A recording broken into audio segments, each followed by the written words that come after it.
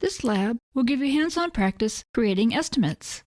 For this lab, open the file called landworks_estimates_lab. First, we'll create a new estimate.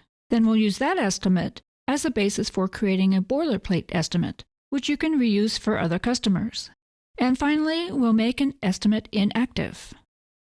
To create an estimate, click the Estimates icon on the home page. So this is going to be an estimate for an irrigation job. So click the customer and choose Amanda Bluch. For the class, choose Landscaping. And then click in the Item field and choose the Install Drip Irrigation Service. Click in the Quantity field and type 20. It'll take about 20 hours to complete this job. And then click in the next line item and choose the Irrigation Kit group item. And that includes all the items you'll need for the drip irrigation. And you'll need probably 5 for this particular job. So type 5, and that's all there is to it. Just click Save and Close. So if you find you create similar estimates for different customers, you can create a boilerplate estimate. Creating a boilerplate lets you create a new estimate quickly and helps ensure that you don't leave out any items. Then you can memorize the boilerplate estimate to use again and again. So let's say you want to use the previous estimate as a basis for future estimates. So go to the Customer Center and locate the estimate you want to memorize. And we want to memorize the one we just created, so double-click that in the list. And to memorize it, just click Memorize. And Quickbooks is letting you know that it will remove the customer job information, so you can use the memorized estimate for other customers. So click OK. Then type a name for this memorized estimate. Let's type Irrigation Estimate. Click Do Not Remind Me.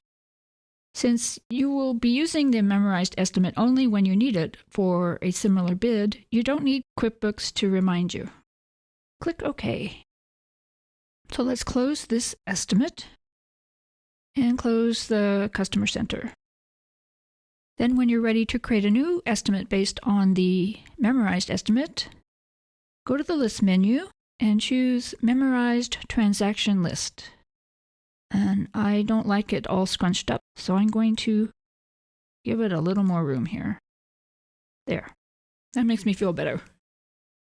This is the estimate we want to use, so double-click it. And you'll see that the customer field is empty, but all the remaining items are the same. The class is the same, the items are the same, and the quantities. So choose the new customer. Let's do this one.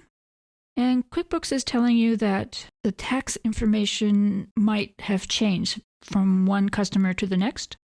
So if the previous customer was taxable and this customer is non-taxable, Quickbooks is just telling you to double-check the tax status. So click OK. And now it's saying again that you should double-check the tax. So for this particular estimate, the scope of the work is bigger. So let's change the quantity for the labor to 40 hours and the irrigation kits to 10. Okay, so that's how easy it is to use a memorized estimate. Click Save and Close. And close the memorized transaction list. So let's move on. If you've created several bids on a job for a customer, you may end up with several rejected estimates. You can delete them or you can make them inactive. Making an estimate inactive can be useful if you want to refer to them later. QuickBooks doesn't use any inactive estimates in reports.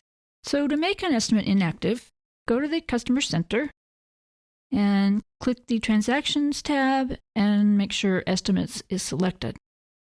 Double-click the estimate you want to make inactive, and let's do Tony Terraza, and click Mark as Inactive. And then click Save and Close. Yes. And Save Anyway. And now this estimate no longer has a check mark in the Active column. If you decide you'd rather delete the estimate, double-click it and click Delete, and then confirm the deletion. And let's close this. And now that estimate is no longer here in the estimates list. So that ends the lab on estimates.